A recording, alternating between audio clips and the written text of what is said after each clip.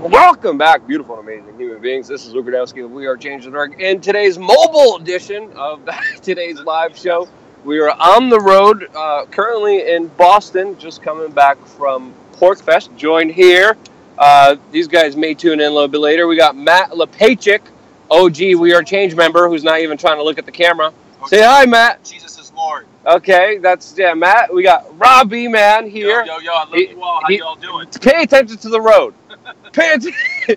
He's the driver, and we may be engaging and talking to him. This is a little impromptu show, mainly because we were supposed to have James Corbett on for this hour, talking about China and Bitcoin and all these other in-depth theoretical analysis videos that James is well known for, and going into deep research, especially when it comes to the specific topic of China. And James is a little late, so we apologize for that, but we're still going to do this show live on the road. You may lose connection for me, Jason, because again, we're just switching cell phone towers every time we drive down the road here, but we are going to be live. Matt, stop looking at me like that. James is at home practicing his robot voice. Stop looking at me like that, Matt. We are going to be live for 1 hour. Hopefully this will be more of an interactive show, since this is kind of an impromptu show. But of course we're going to be engaging with you guys through mainly YouTube, and of course super chats always come first, so if you have a super chat, we will address it as soon as you guys send it out to us. So share this video with your friends and family members. We're still going to be live here. I don't know if you guys can see me. I got a little backlight here. Can you see me, Jason? And how are you?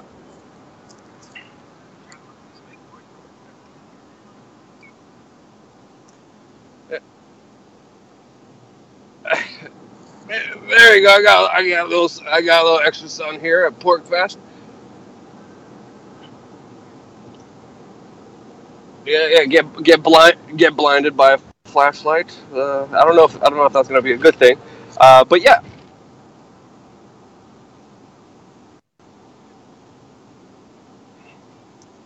My bloated face.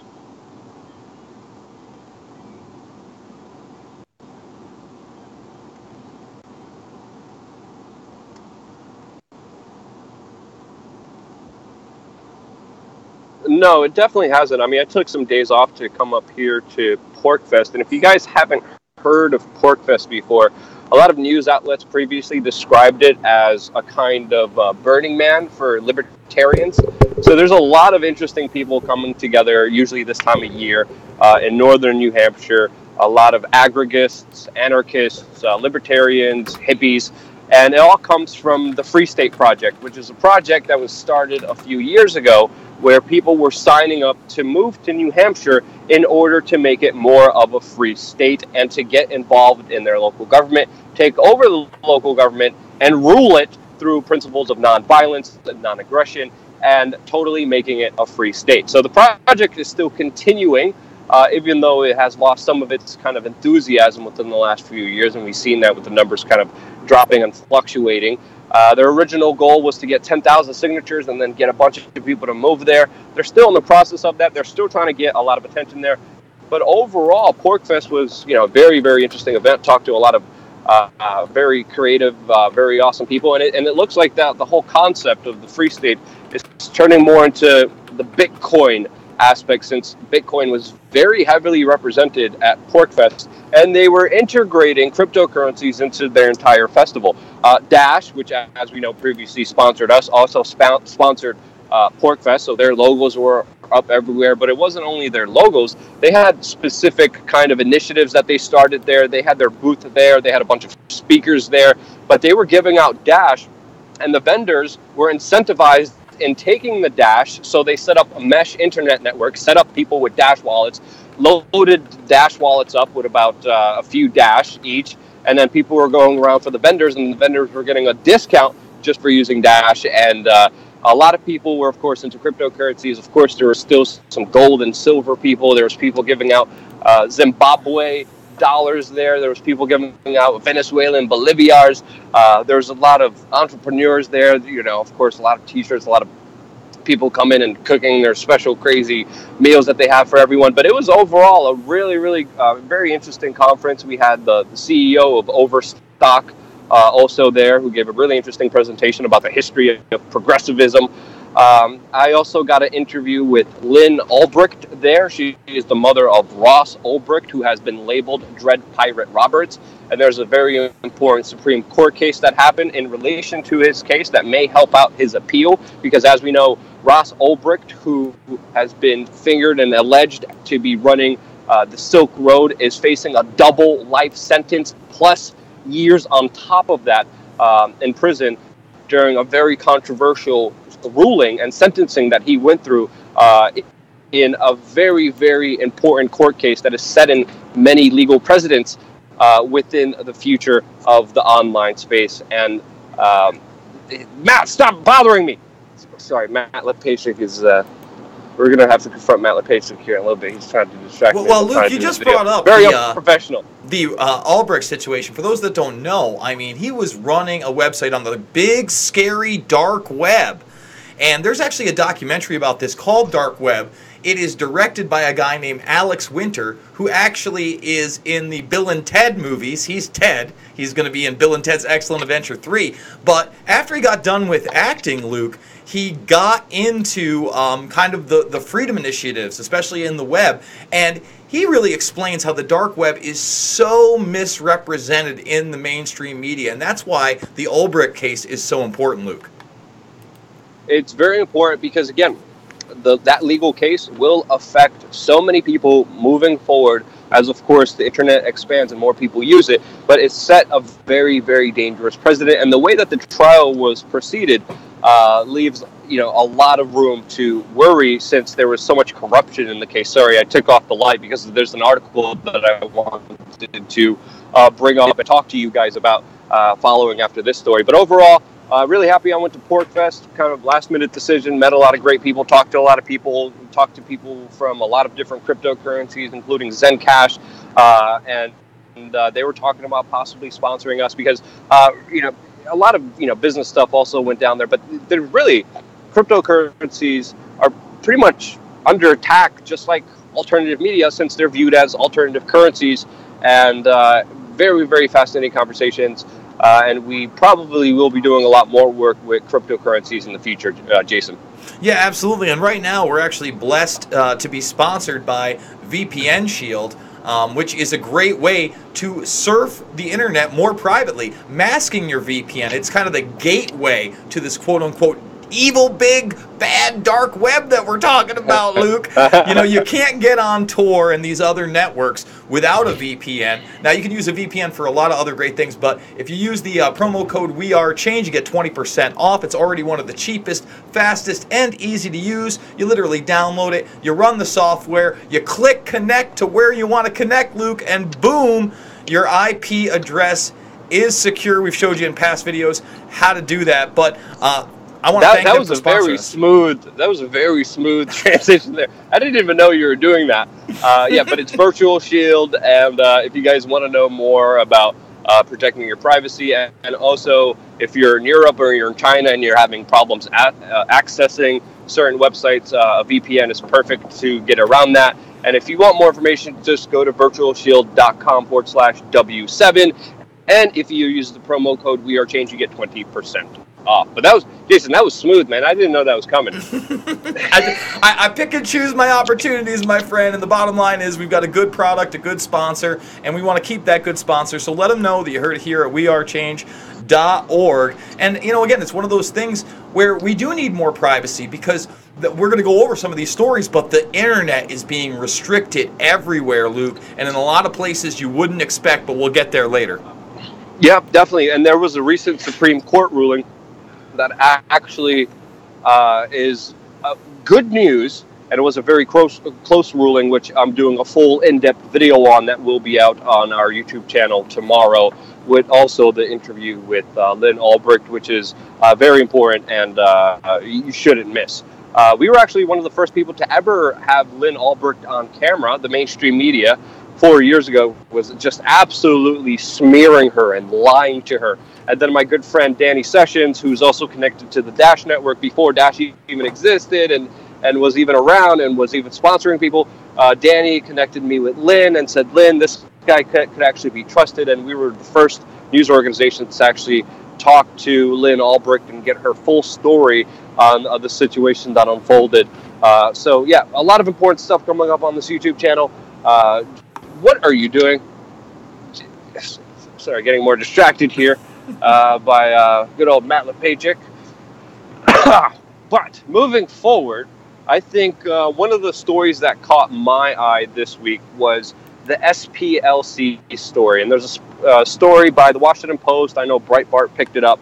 And the story reads, the Southern Poverty Law Center has lost all credibility. And this, of course, is the latest news that we found out this week, that they were sued and lost a case against an individual and had to pay out $3.3 million for defamation of character. And this the Washington Post article, surprisingly, actually came from them, is very, very interesting. And I think overall it's a very good article. Again, it reads, the Southern Poverty Law Center has lost all credibility. And they even started the article saying, after years of smearing good people with false charges of bigotry, the Southern Poverty Law Center has finally been held to account. A former Islamic radical named Majid Nawaz sued the center for including him in his bogus field guide to anti-Muslim extremists.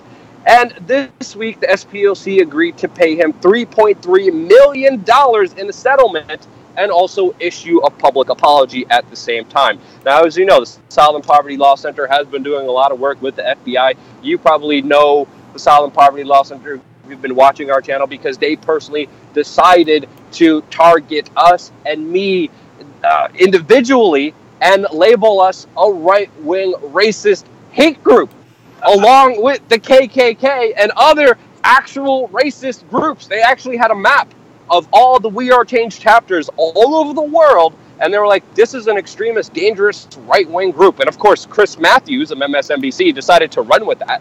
And Chris Matthews actually slandered WeAreChange and mentioned, yeah, these are right-wing, racist, teabagging bigots.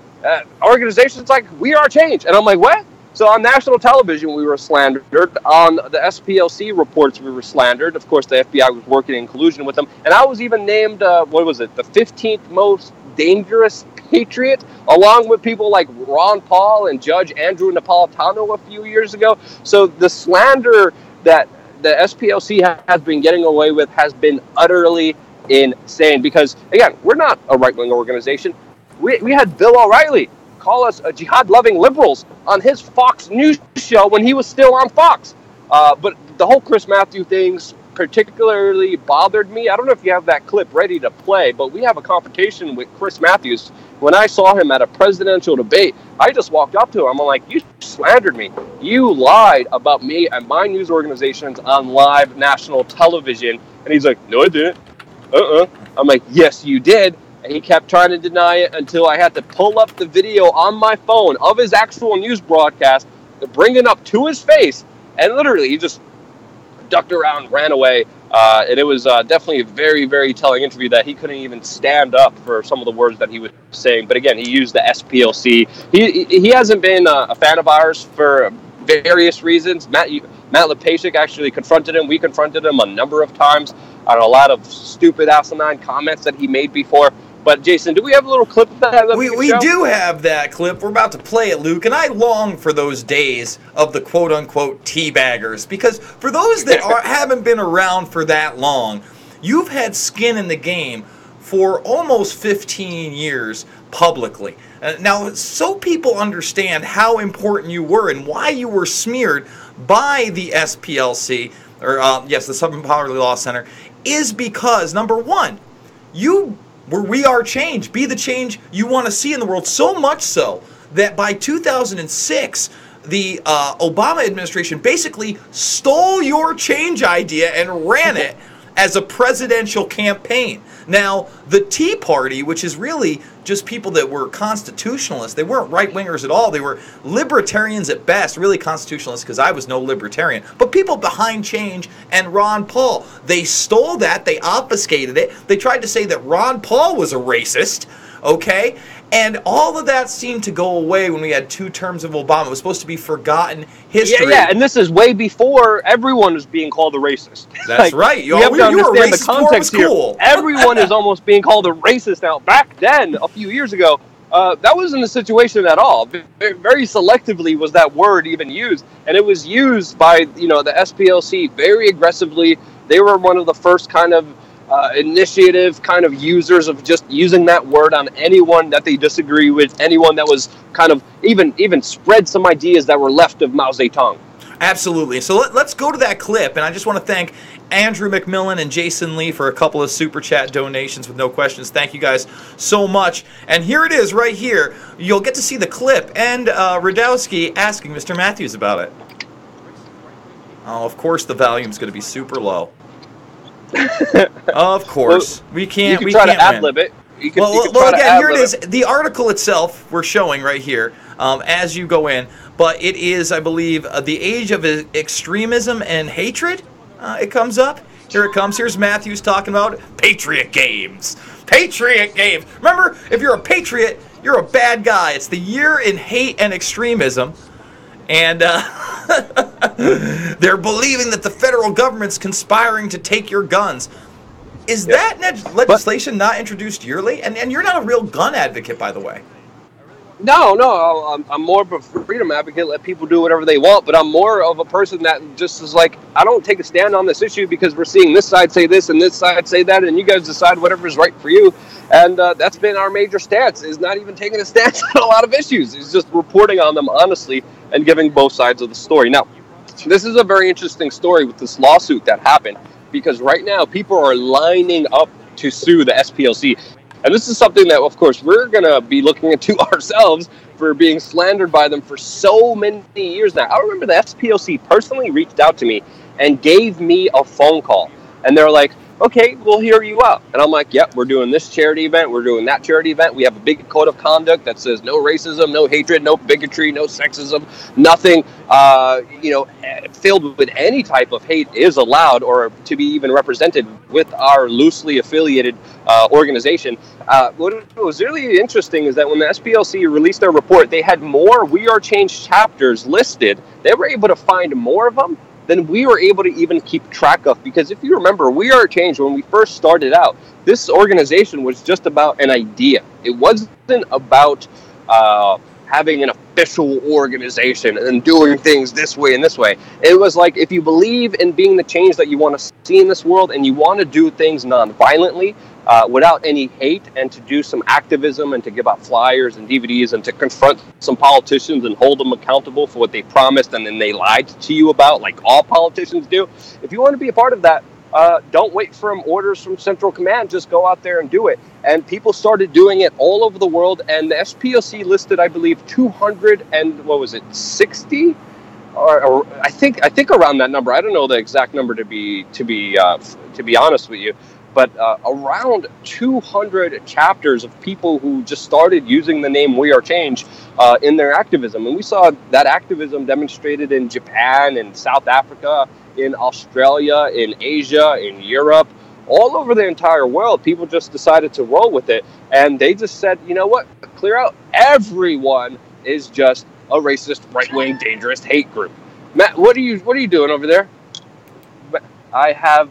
Look what I have to deal with. I have gained 60 pounds in 6 months. Overeating.com. See, this is what Matt's doing. Matt is playing. Can you guys even see that? Oh, we can see it, Luke. Lift the phone. Yeah. This is what he's doing. He's sending me messages through his little phone thing.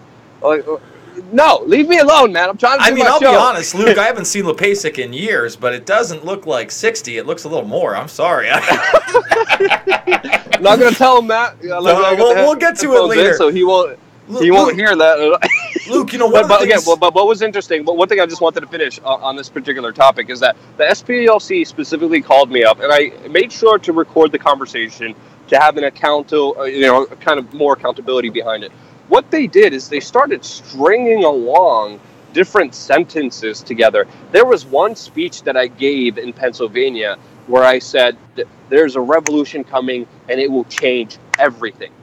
They took that quote with another speech I did saying, I forgot what the exact context of it, but they put it together to make me sound like I was saying something violent. But the whole speech was about doing things peacefully with video cameras, and how video cameras are more powerful than guns these days, and how this needs to be a non-violent, communicative kind of movement that works together and tries to understand each other and tries to stop this divide and conquer happening. But they put together 2 random sentences of that speech, and they decided to try to make me look violent, and they did effectively, because they said, Rudkowski said this, there will be a revolution, and it will get ugly, and something like that. I forgot the exact context of it, and I'm like, those slanderous little bastards, like, they're full of deceit. And the very interesting the case about this guy, the one who actually won the lawsuit against him, Mahid Nawaz, he was a former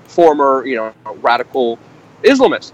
He reformed his life, he changed his life, and he decided to no longer be a radical Islamist and to teach people non-violent teachings of Islam. He's actually even quoted as saying Islam is a religion of peace, whether you believe that or not. This is what this gentleman was saying. And the SPLC decided to label him as a right-wing racist against Muslims, when he's a Muslim trying to stop the radicalization of other Muslims and still believing fully in his faith, of course.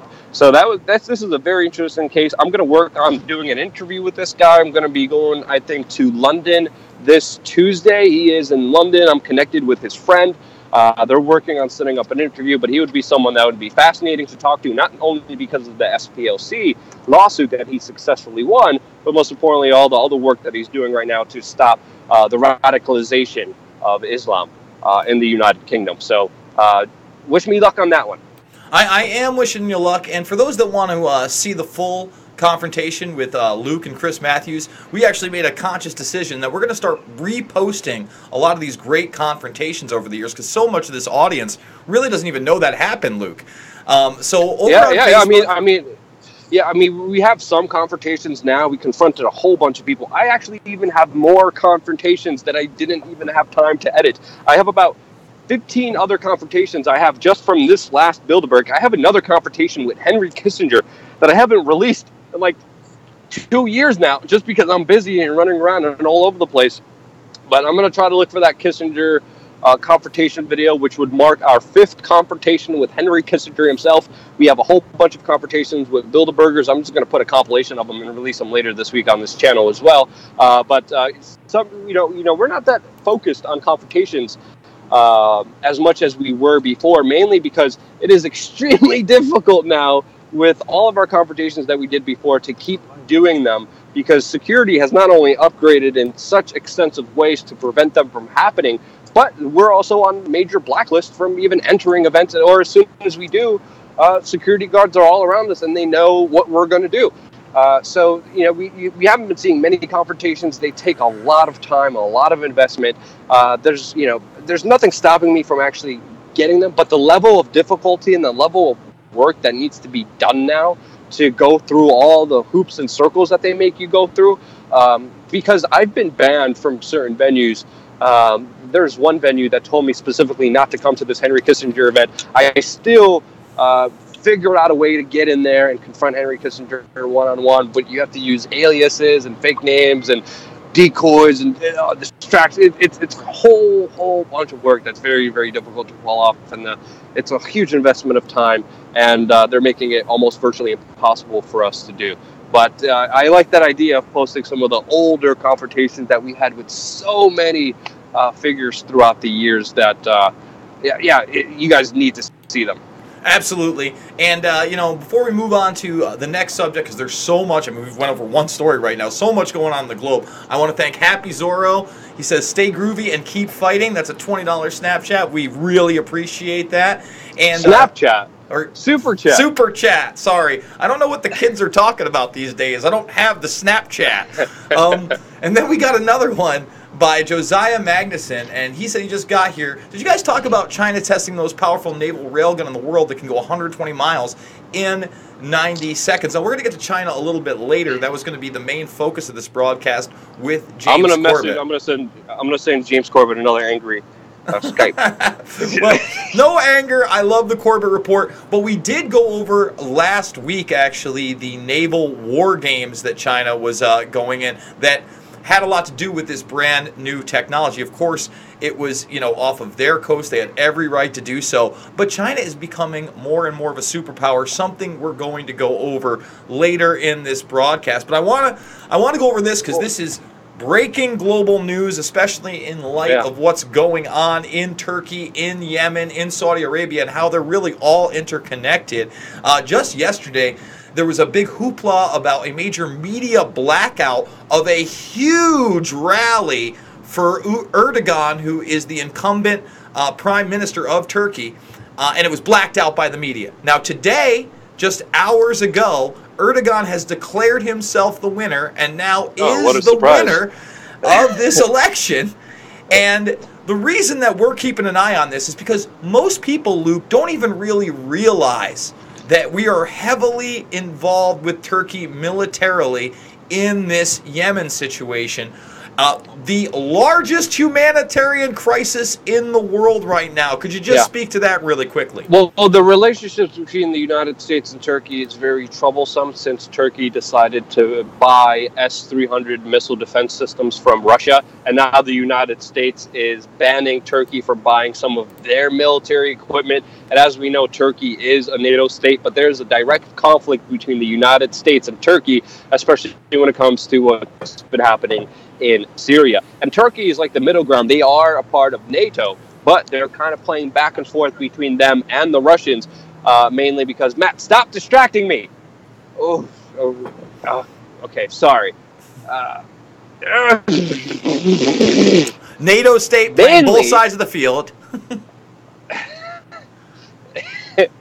Mainly because the United States has aligned themselves with the Kurds, and the Kurds and the Turks have been in conflict with each other for a number of years now, and Turkey has decided to invade Syria, and it almost came head-to-head between Turkish forces and U.S.-backed forces that were directly on in the same field as the Kurds that they were fighting against in that very turbulent region. So tensions between the United States and Turkey have been pretty high and are only expected to go up since Turkey is not going to waver, especially with their bigger conflict and bigger war against the Kurds that they want to eliminate out of their country, and they want to eliminate around their border as well, with the U.S. saying and backing down and leaving their military troops all around the Kurds, leaving the Turks in a very hard position, not being able to attack them. Absolutely. And people don't understand how crazy the Middle East is. We have problems in this country and our prison system, our military system. But when I see a story like this one, Luke, okay, prisoners' drawings show how inmates were sodomized, had rocks tied to their testicles, and suffered electric shocks to their genitals as part of systematic abuse at UAE-run prisons in Yemen. That's the United Arab Emirates. And you look at this horrific stuff. These are drawings of dogs being sicked on them, of being held up by their arms, legs bound, being electrocuted in showers, being beaten, having their heads thrown against oil drums. It's pretty appalling. And it would be even more appalling, I guess, Luke, if we didn't know that these were going on at black sites like Gitmo and others by our nation. But the bottom line is this is much more out in the open, and it's something that we have to speak out against because in a lot of places, this is the norm.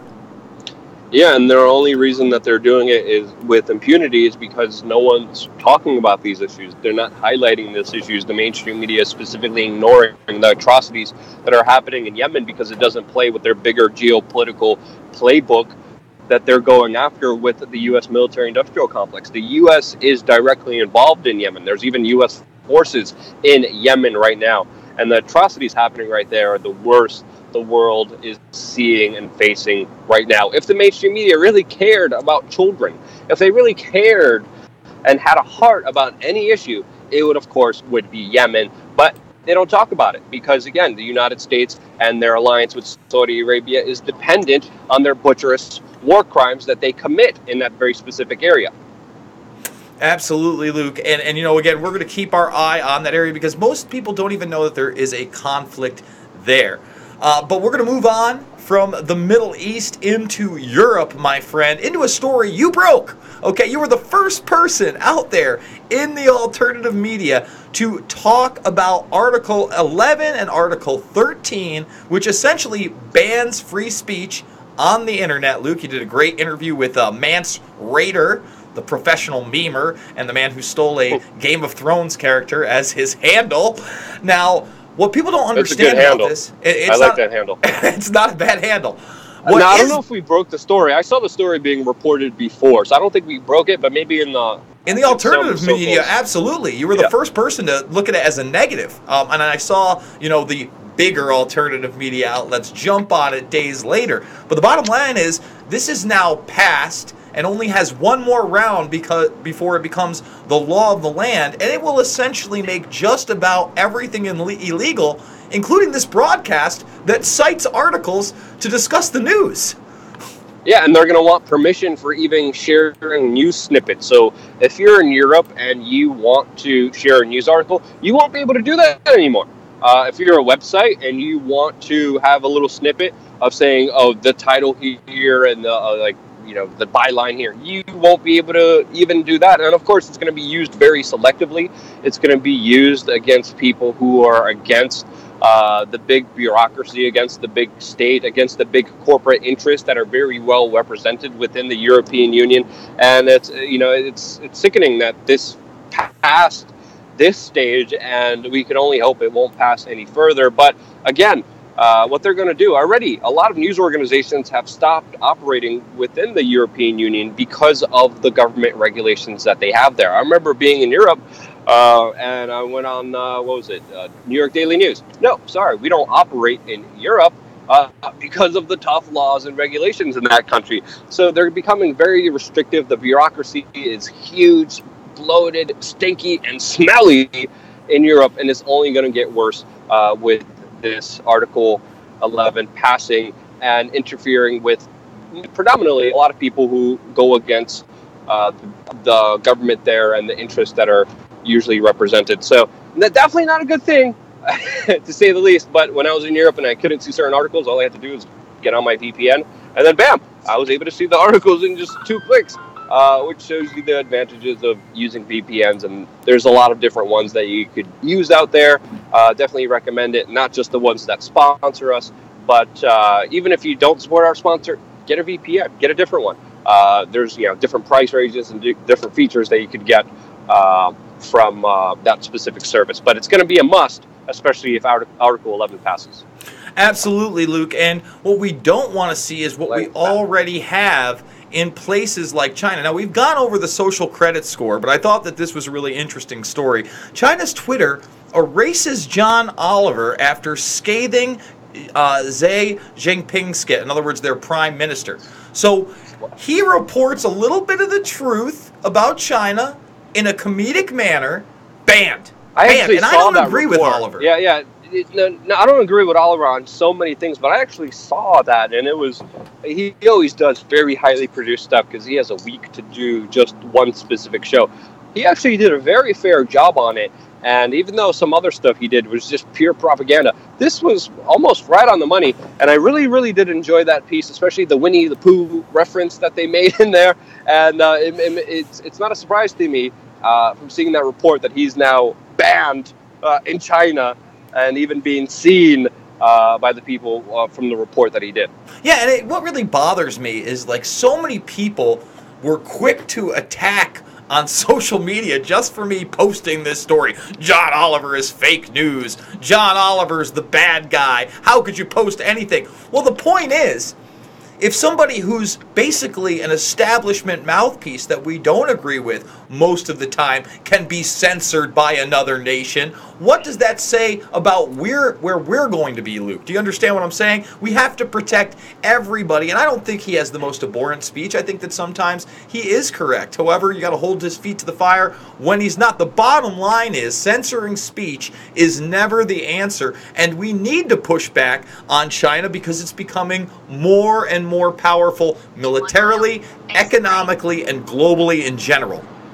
Yeah, China's going to be a big topic for us. We're going to try to get James on later to do a full in-depth research. But really, China's taking over. It's becoming the next superpower. It's going to be the next dominant power in the world right now. At any time you have a new power emerging, threatening the original power, there always historically is a war that could happen. But more and more and more that China is being economically involved in the world, the less and less we are hearing about human rights violations that are becoming more and more common inside of China.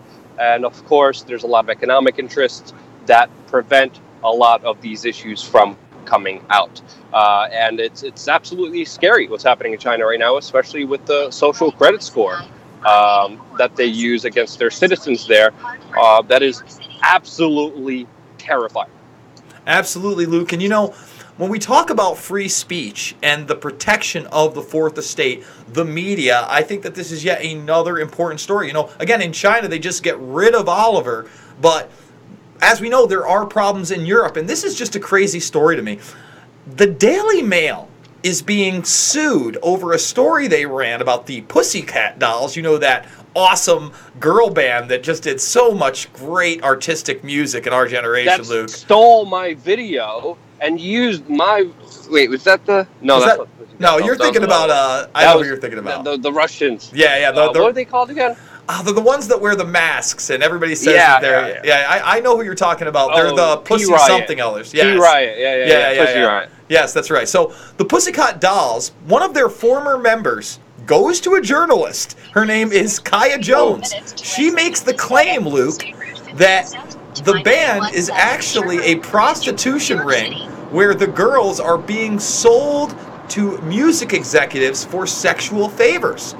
The Daily Mail then reports this story. Seems like a legitimate story to report, but now if they lose this lawsuit, can you even quote a source anymore? This could be yet another huge blow to free speech, because all they're doing, again, is quoting a former member of the band. Yeah, I mean, that's important without any assertions and claims. I haven't actually read that specific article, but if they just source the claim, I think they should be, good legally, as long as they didn't follow through with it by saying this is the absolute truth or make more assertions with it. But there's a lot of bad journalism out there. It's important to keep bad journalism out there. Bad journalism accountable to all the crap that they do, and I think overall the court is most likely, if you describe the story as it happened, definitely going to rule against them, because again, you have every right to say, as a reporter, this person said this.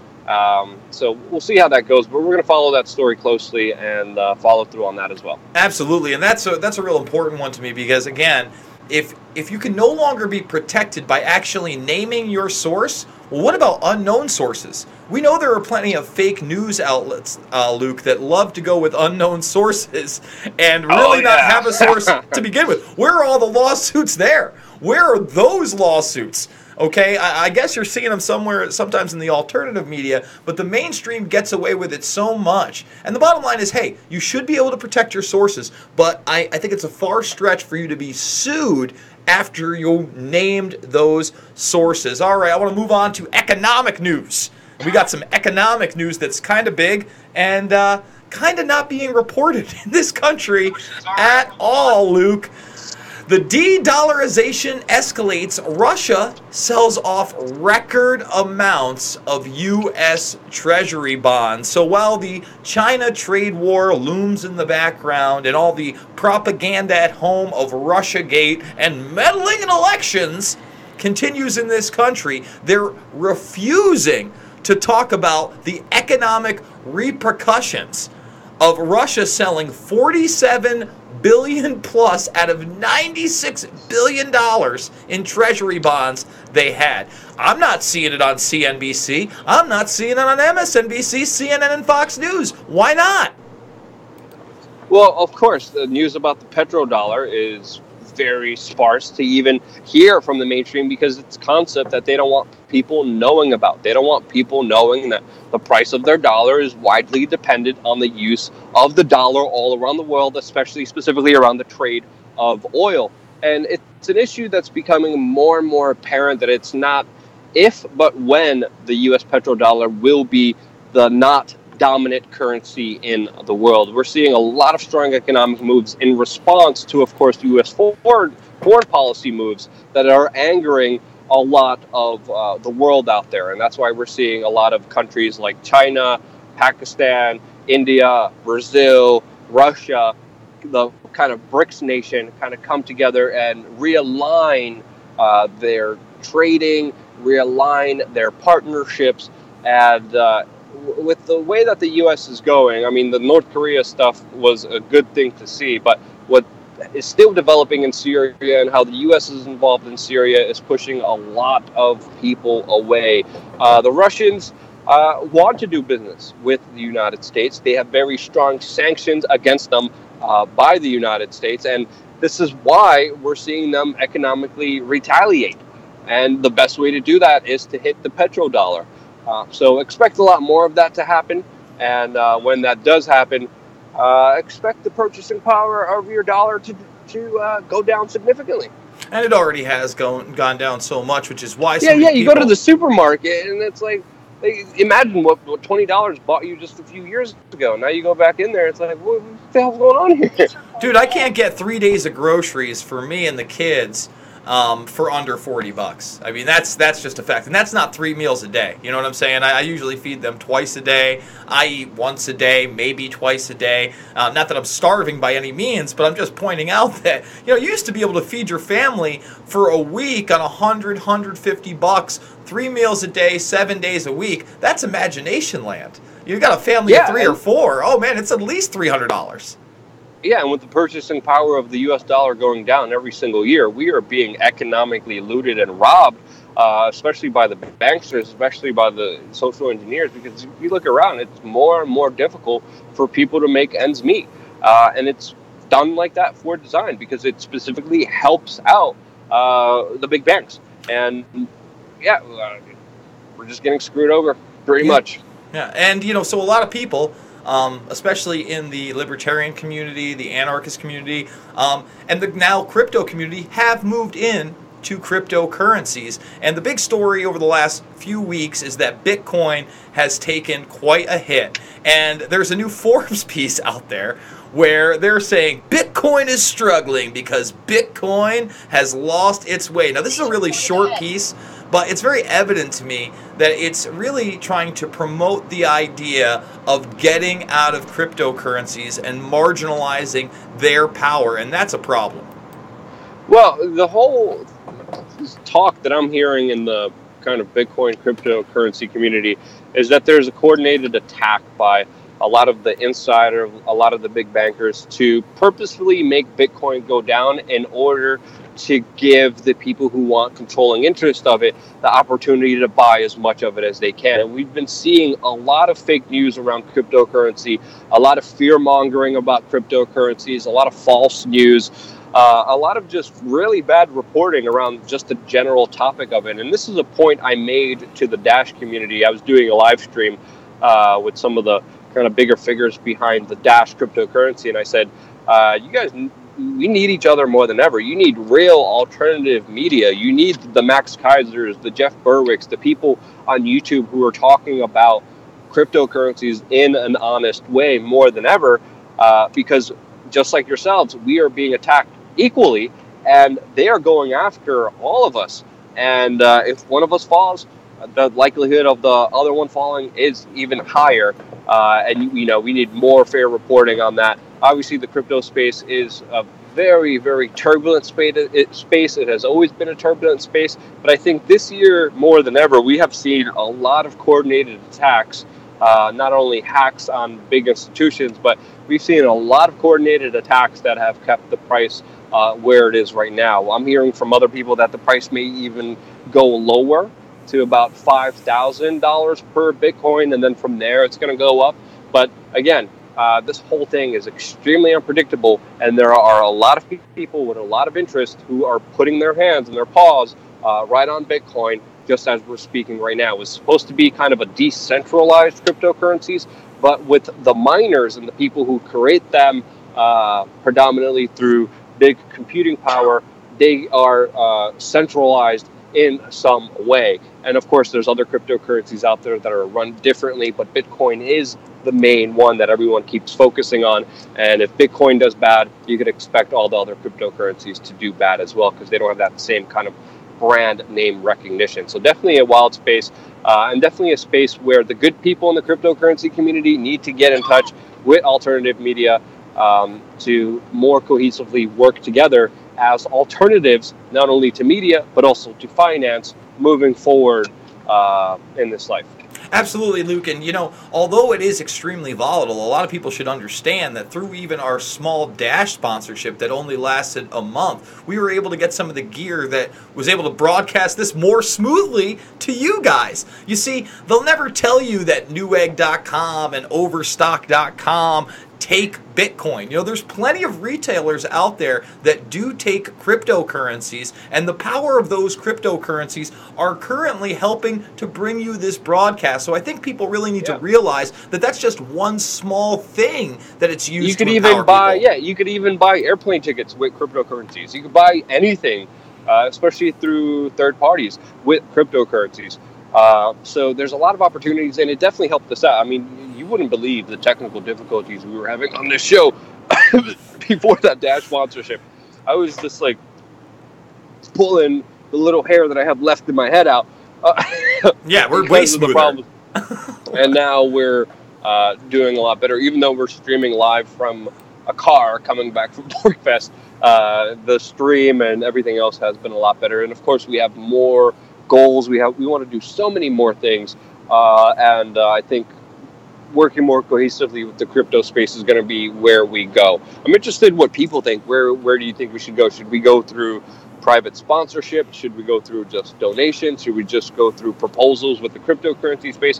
What do you guys think is the right path for us? Because we've been kind of testing out and playing around with everything, and we need to, mainly because YouTube is making it more and more difficult for us even to exist. And I can't tell you how many messages I get, how many comments I get with people just saying, dude, I never get your stuff anymore. I click the bell button, I click subscribe, I click get notifications, and I get absolutely nothing. Our numbers have been dismal. Our numbers have been absolutely horrible, especially, when we're doing more work than ever, busting our humps. And it's just a really sad state of affairs that we cannot let defeat us. And the only way to do that is to think of other means and ways to survive economically through the storm and keep pushing at our work and our job, which we have been doing. And of course, we don't plan on stopping anytime soon.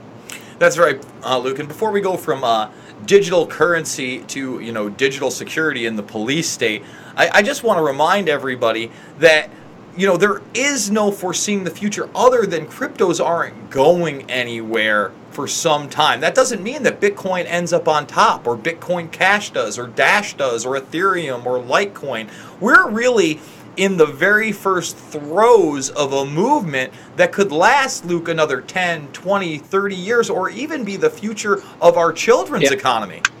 Exactly. People need to understand, when the internet first came out, everyone was saying this is going to, take over online, business. This is going to take over retail. This is going to take over all factors of our life. And then we had the kind of internet bubble that popped in 2000. And then when that bubble popped, everyone was like, no, there's no way that the internet's going to take over. There's no way that online business is going to thwart and take over regular business. And now it actually has. So I think we're in that phase right now where Bitcoin's going down. I think it's going to go down just a little bit more, just on my own personal perspective, and that we're hearing this talk. But 5-10 years down the line, I think it's inevitable not to be using blockchain and the technological advancements that come with cryptocurrencies in our way of life. Absolutely, Luke. And now moving on. Wait, are we almost at an hour, Jason? We are still 10 minutes till an hour. Okay, so let's end at an hour because I'm running on the iPhone 10, which is, it has a good camera, but it's an irresponsibly stupid device that got rid of the headphone jack, and I can't charge at the same time as I'm doing live video appearances, and my battery is extremely low. So I'm going to need to get off Jason in 10 minutes because this phone's about to die anyway because of the ingenious butt munches at the, the iPhone Corporation that made this, this thing impossible to continue. It's time for Bluetooth set, my friend. Bluetooth headphones. All right, so then let's fly right through these next two stories and then the Trump stories of the week, because we haven't even mentioned the Trumpster in almost an hour. Are there any chats or super chats? There's no super chats right now. A couple of the comments, people were saying, oh, you can't buy a prostitute with Bitcoin, but I would say that there are plenty of madams out there that take the Bitcoin. Yeah, there's a couple places. I was going to say Dennis Hoff. Yeah, Dennis Hoff probably over in Nevada, even though he just won that what was it? He's going for governor, I think. I believe. Yeah, he's the brothel owner. Yeah. Who's running for politics now. That actually had a successful primary. Yes.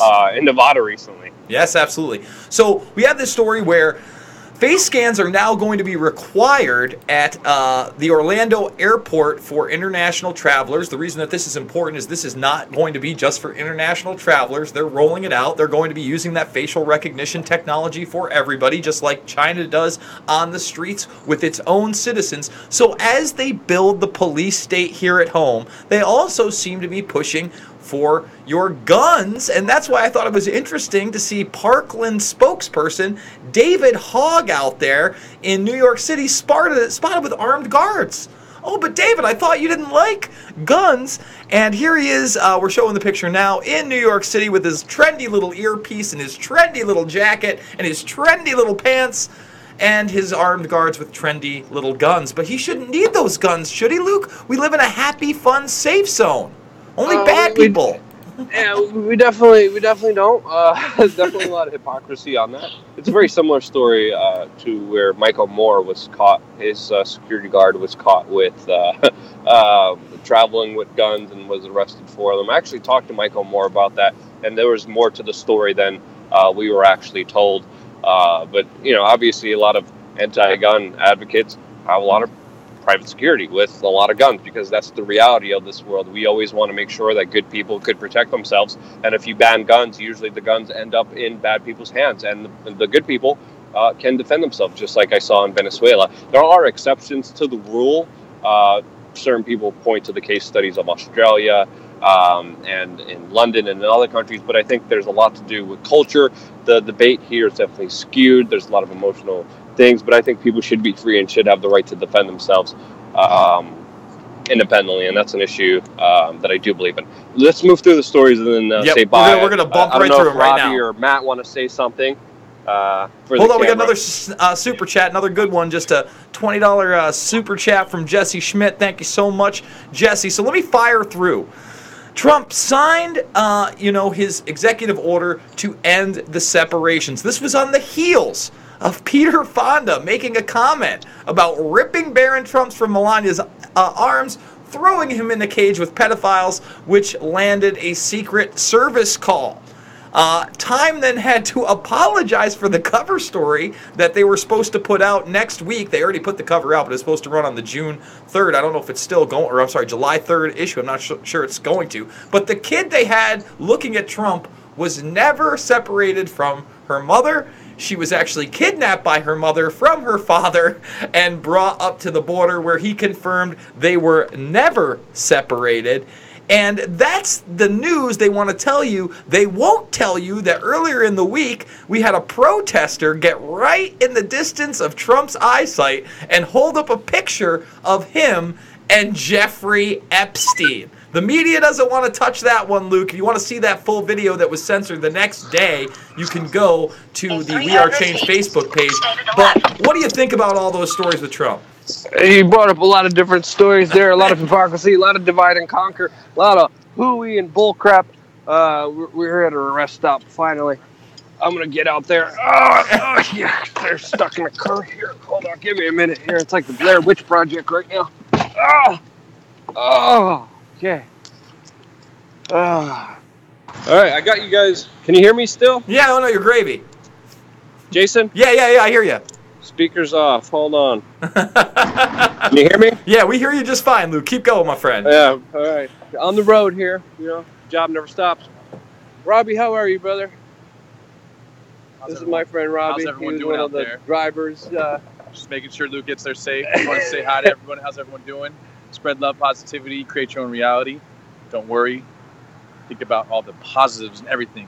Never worry. Never think about negative things, because it's going to keep perpetuating your life. If that happens, if you want to come laugh with me, you can come to my Instagram, Robbie Man, ROBBIEMANN.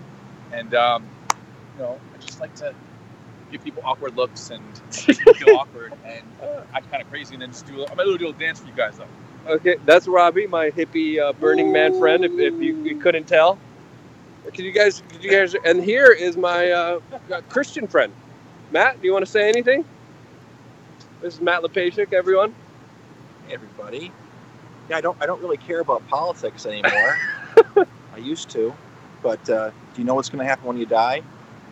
That's why this whole world is distracting us, and in the conspiracy culture, we've really got caught up in investigating like New Ageism and meditation. Come on, man, this is not a 5-hour show, Matt. So yeah, I always like to talk about how give us your preach. The Lord Jesus Christ is actually real, and if you make the time to read the Bible and actually meditate on the Word and try to have a supernatural relationship with Him, you can see for yourself that He's very real. And so that's it. That's all I ever have to say anymore, because Jesus Christ is awesome. He's a powerful force that's alive and living today. And if we don't make time to turn off certain YouTube videos, not this one, but if we don't make time to actually dedicate ourselves to seeking God, then it's never going to happen, because there's weapons of mass distraction which are constantly keeping us bombarded by all these alternative information. All right, thank you, Matt. That's Matt Lepasiuk. So as you can see, I hang out with a very diverse group of people: hippies, Christians, anarchists, communists, libertarians. There's a whole bunch of different people that I hang out with. That's all I can say about it. As we're here on the road, I love different viewpoints. I love the diversity of everyone's personalities and everyone's different perspective. I hope that went through. Jason, can you still hear us? Yeah, absolutely, Luke. And I just want to go to this next super chat really quick, and there's some other comments out there. I bet there's a bunch of other comments. Oh, there is. Well, you're going to like this one. Michael Holiday is claiming that Jason Bermas wears fake eyebrows. So we got a nice shot of my face right here. Right there. I'm going to admit I'm a hairy guy. You absolutely will see me shave the middle section between my eyebrows 2 to 3 times a week. They are not fake, so if you're looking for some vintage Jason Bermas eyebrow hair, we can make that happen for you. Thank you so much for the super chat. Luke, we've only got a couple more stories, and we're almost at the hour. I definitely think we got to cover them. It's raining here. All right, I know exactly. So we got 2. There are 2 important ones. Number 1. I can just sign off and you can just continue the show. Okay, you got it, man. Hey, Luke, we love you. I'm signing off. Stay tuned. We're going to have confrontations. We're going to have a very important interview. I'm going to London Tuesday. Hit me up on my Twitter, twitter.com/Luke WeAreChange. Thank you, Jason. Thank you, Matt and Robbie, for being on this road trip with me and driving, and all you amazing people that I met at PorkFest, and all the amazing people I'm going to meet very soon. And thank you for everything, and thank you for being a part of this news channel. And Luke was scapegoating me. I wasn't really doing anything bad. I was completely respectful, and I wasn't doing anything bad. He's distracting me a lot. What was the little time code thing you were playing? Doesn't matter. I was just looking at you. Thank you guys for watching. Jason, take it from here. You got it. We love Matt Lepasiuk, and we love Luke Rudkowski. Don't you worry. All right, guys. Thank you so much for joining us. Let's get back to the news right here. So, Michael Cohen, he gets taken in a picture with Tom Arnold. Tom Arnold claims he's got the tapes. And for those that aren't following this is something that I followed for a long time. There's actually a lot of chatter out there that there are quote-unquote fake Trump sex tapes out there, a lot of them. This was a report from 6 or 7 months ago. Now, I found this really weird that they would put this report out, but I found it more odd months later. Vice commissions Tom Arnold to find the dirt on Trump, specifically the P tapes. Okay, so you have Michael Cohen, who supposedly, according to Tom Arnold, and I think he's full of I know what you're thinking, but he says he's got the tapes. He shared the tapes with me. I've seen the tapes. Well, Cohen's denying he discussed anything with Tom Arnold, and it was a chance encounter. I guess we'll find out who the liar is in the coming weeks and months, but don't expect Vice to crack some imagination land story about the dossier and Trump being peed on. Who knows? Maybe he likes it. I doubt it. I feel like if they had any evidence of that, they would have rolled it out. It sounded like more like a smear tactic to me. But I wanted to move on very, very quickly to the fact that the White's Civil Rights Rally has been approved for D.C. and in August. And I really hope that we're going to be covering this on the ground, not only with Luke Rudkowski, but with myself, because, I really feel like some of the most abhorrent and terrible people are going to be there. I am certainly no white nationalist. I'm not a bigot of any sort. I don't think there should be any kind of racial supremacism or religious supremacism. Judge a person by the content of their character, not the color of their skin. And the real question is, how similar to Charlottesville will this be? How crazy will this get? And in D.C., I can't see it not getting 100 or 1,000 times crazier. So, boots on the ground in August, if this quote-unquote white civil rights rally actually takes place, you can bet that we are going to be the first people on the ground to talk to some of these people and get their viewpoints. But again, we're not going to scream at them or spit at them or try to cause violence or call somebody a snowflake or a cuck or a libtard. None of that. It's not happening. That's not how I roll. Okay, it ain't Kekistan for me. None of that.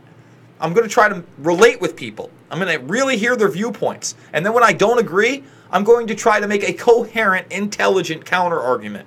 And I feel like that's the way to go. That's how you reach people. That's how you have your voice heard. So that is extremely important. I hope to see some of you guys out there who are watching right now, and not in support of any kind of white supremacy, but in support of reason and sanity and coming together with one another despite our racial heritage possibly being different. Whether or not that happens, who knows? But again, WeAreChange is going to bring it to you. So, folks, one final story before we wrap this up, and it's a big one. Monsanto finally facing their first trial over allegations that Roundup indeed caused cancer. And actually, we're going to have one more story after this, China-related, going with that headline. But here it is, finally. Now, Monsanto's not Monsanto anymore. That's right, you heard me. Monsanto's not Monsanto anymore. They have merged with Bayer just last week in a $66 billion merger.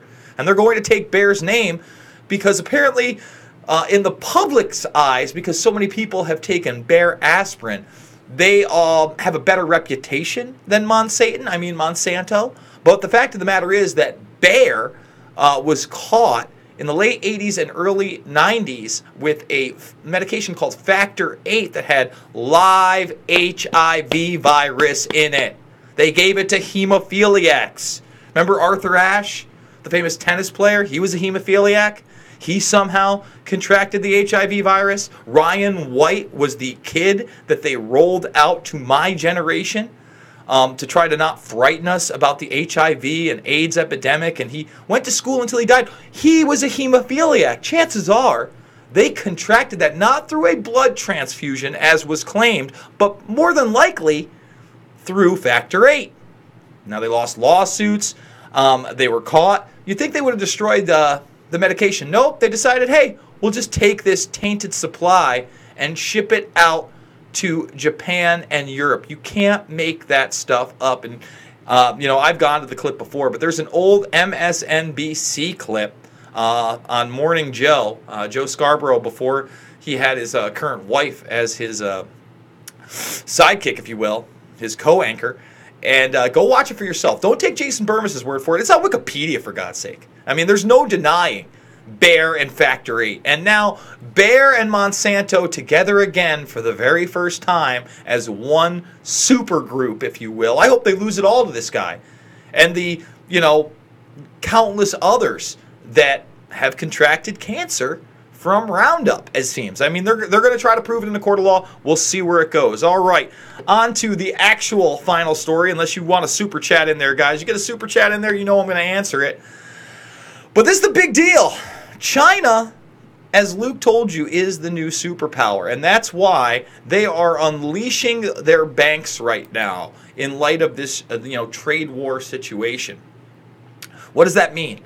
So when it says it's unleashing $108 billion in reserve cut for some banks, that means that many of the banks that they mainly do business with will now have to hold even less of the actual money, that they'd have to give back. So there's a certain percentage, but now that's being lowered to not 10% of what they've lent out, not 5% of what they lent out, not even 1% of what they have lent out. Now they're cutting it to 0.5% in many cases. What does this mean? Well, this is going to cause inflation in that country, and it's the same type of fiat scheme which will eventually devalue their currency, after it hits a global peak. But in these trade wars, you got to wonder who's going to come out top, because the dollar has not performed very well in the last 30 to 40 years on average. In fact, again, me and Luke discussed it earlier. Our nation is in decline. There are so many of us out there that could not afford a $1,000 emergency. Forget about a $2,000 emergency. Forget about having a savings account. How about not being indebted to the government or not on one of their social welfare programs, whether that be Medicare, Medicaid, food stamps, WIC. It's not even food stamps anymore. It's an EBT card. There are just so many programs out there that working class families are now forced into because our dollar has been eviscerated. Folks, we do the Sunday live broadcast every single week. In fact, tomorrow it's going to be available on iTunes in podcast format. Thank you, Jesse Schmidt. Back to Crypto, Ripple, or Tron. Thoughts? I couldn't tell you which one's going to perform better in the long run, but like Luke was talking about earlier, Bitcoin has a name. I would say that Ripple has more of a name than Tron right now, as Tron is really associated with the science fiction movies. Back to that iTunes again. Thank you, Jesse. We can't do it without you. We appreciate those super chats. But yes, iTunes, we're going to have the weekly podcast. So if you missed any of this broadcast, you just tuned in, you want to listen to it on the road, you want to listen to it in MP3 format, please like, share, and let people know not only about this, but about the iTunes broadcast. We've also got a Teesprings store up. If you go to any of our YouTube's videos, the Teesprings store is now embedded in there, so you can choose from all sorts of great t-shirts that help support this operation. And really, folks, if you can't support us financially, that's fine. I'm not asking for money. What I would like you to do is spread these videos. Please share, like, subscribe, get the notifications, and if all else fails, remember the information and share it with others. Take the base information. The base articles we're putting out there, share those, because it's only through mass amounts of information and discernment regarding that information that I believe that we're going to get anywhere and actually be the change that we want to see in the world. So on that note, folks, thank you all for tuning in, and we will be back next week. I am Jason Bermas for WeAreChange.